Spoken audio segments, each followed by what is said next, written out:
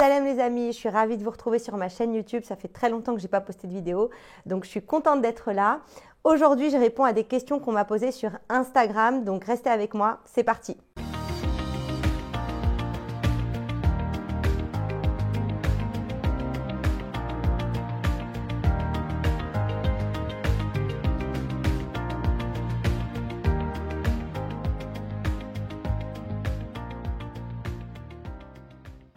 Première question qu'on me pose, quand un homme ne donne plus de nouvelles et part sans explication, que doit-on comprendre?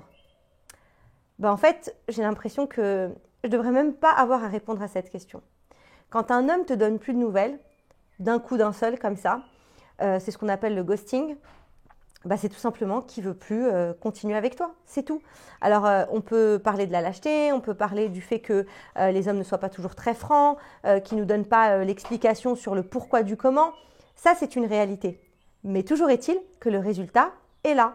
Un mec qui ne te parle plus, un mec qui ne te calcule pas, c'est quelqu'un qui ne veut plus continuer la relation avec toi. Et donc tout simplement, tu dois complètement l'ignorer pour moi et passer très vite à autre chose. Sans te remettre en question, sans te demander forcément qu'est-ce que tu as fait de bien ou de mal.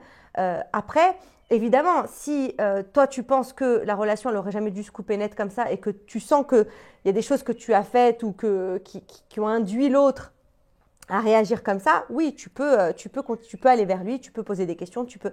Mais sinon, si c'est franchement quelque chose qui vient comme ça dans la relation, souvent on ne comprend pas trop ce qui se passe ou quand c'est au moment où il faut s'engager ou que le gars il comprend justement que toi t'attends qu'il s'engage et qu'il commence à démontrer des signes pour parler à ta famille, te demander en mariage, etc.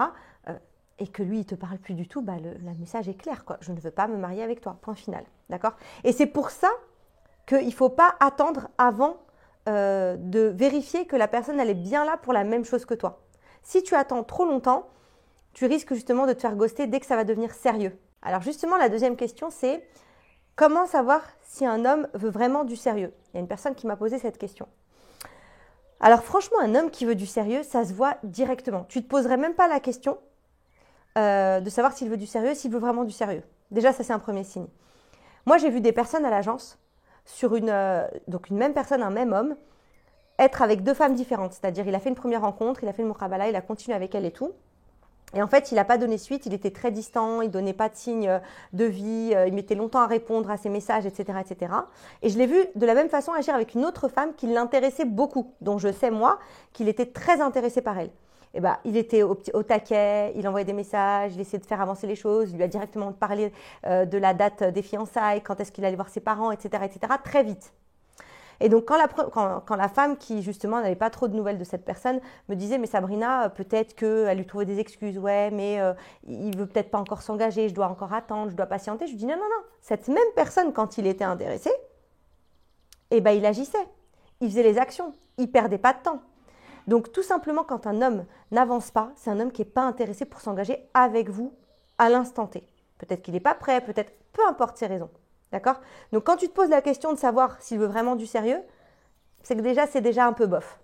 S'il veut du sérieux, tu le verras direct. Un homme qui veut se marier, il agit comme un homme qui veut se marier. Il assure dès le départ, il te parle de mariage, il te parle des choses importantes. Encore une autre question qui va toujours un peu dans le même sens, qui est que faire quand on a l'impression d'être toujours celle qui propose de se voir? Que faire? Arrêter d'être celle qui propose toujours, tout simplement. Tu peux aussi mettre un stop. Je ne dis pas qu'il ne faut pas faire les actions, je ne dis pas que tu ne peux pas être celle qui entreprend le plus et tout, il n'y a pas de problème, il y a des hommes timides et tout et tout et tout. Ok. Mais à un moment donné, tu fais un pas et tu attends que l'autre vienne vers toi. Donc si c'est toujours toi qui fais avancer la relation, il y a un problème. Si c'est toujours toi qui propose les dates, si c'est toujours toi qui propose les choses, etc., il y a un problème. Tu peux être celle qui propose le plus, mais à un moment donné, il faut que de l'autre côté, tu vois aussi que le mec, il est entreprenant. Autre question d'une autre femme, quels sont les points communs fondamentaux qu'il faut avoir pour envisager le mariage? Alors, sur cette question-là, j'ai fait pas mal de vidéos qui expliquent en fait la compatibilité, ce que c'est, la compatibilité de caractère et tout ça, mais au-delà de tout ça, selon moi, pour qu'on puisse vivre ensemble heureux et vraiment être épanoui dans le couple, il faut partager les valeurs fondamentales. La vision de la vie, la vision du couple, la vision de la famille. Ça, c'est l'essentiel. Parce que tu peux être avec un homme, même s'il y a une compatibilité de caractère, mais si lui, il ne voit pas les choses de la même façon que toi, s'il ne voit pas l'éducation des enfants de la même façon, s'il ne voit pas la religion de la même façon, c'est quand même très compliqué et les problèmes arrivent très vite. Donc, qu'est-ce qu'on doit voir, qu'est-ce qui est fondamental de vérifier? C'est vraiment les valeurs et la vision de la vie à court et moyen terme. C'est très important et même à long terme encore plus parce qu'à long terme, quand tu poses la question à quelqu'un comment tu te vois à long terme, il parle tout de suite de valeurs, de vision et là tout de suite tu vois s'il y a une compatibilité forte de projet et de mode de vie. Autre question qui revient souvent, divorcés, les hommes divorcés, enfin plutôt les femmes divorcées, quand elles se mettent avec des hommes, ils acceptent la femme mais ils n'acceptent pas les enfants. Alors mesdames, quand ça vous arrive, demandez-vous vous-même si vous ne voyez pas vos propres enfants comme un problème, comme une tare, comme quelque chose de compliqué ou de plus compliqué. En fait, l'autre, il te voit comme toi, tu te vois en fait. Si pour toi, c'est un problème, si pour toi, c'est une difficulté supplémentaire pour te marier, si c'est pour toi, c'est plus compliqué parce que tu as des enfants, alors l'homme en face de toi, il va te mettre face à ça comme une problématique. Mais si toi, tu es tout à fait OK avec ça, qu'on te prend avec et que tu vois pas du tout ça comme un inconvénient, tu vois la maternité comme une force, comme du power, ta première expérience comme quelque chose qui t'a fait grandir, qui t'a permis d'être mature et responsable comme tu l'es aujourd'hui, alors l'homme, il va voir ces qualités-là et il va pas se poser la question. C'est très important de comprendre ça, que ce soit pour la question des enfants, pour la question des complexes, pour la question du divorce, pour la question de tout ce qu'on n'aime pas en nous, eh ben, on le projette sur l'autre et l'autre nous ramène exactement à ce qu'on n'a pas accepté en nous-mêmes. Donc les enfants, ce n'est pas un problème si ce n'est pas un problème pour toi. Ce ne sera pas un problème pour l'autre. Voilà, c'était une petite vidéo pour refaire une petite apparition sur YouTube, même si ce n'est pas très très long. Au moins, j'ai pu répondre à quelques-unes de vos questions. C'était une vidéo spéciale pour les femmes, des questions qui m'ont été posées par les femmes sur mon Instagram. D'ailleurs, mon Instagram est juste là.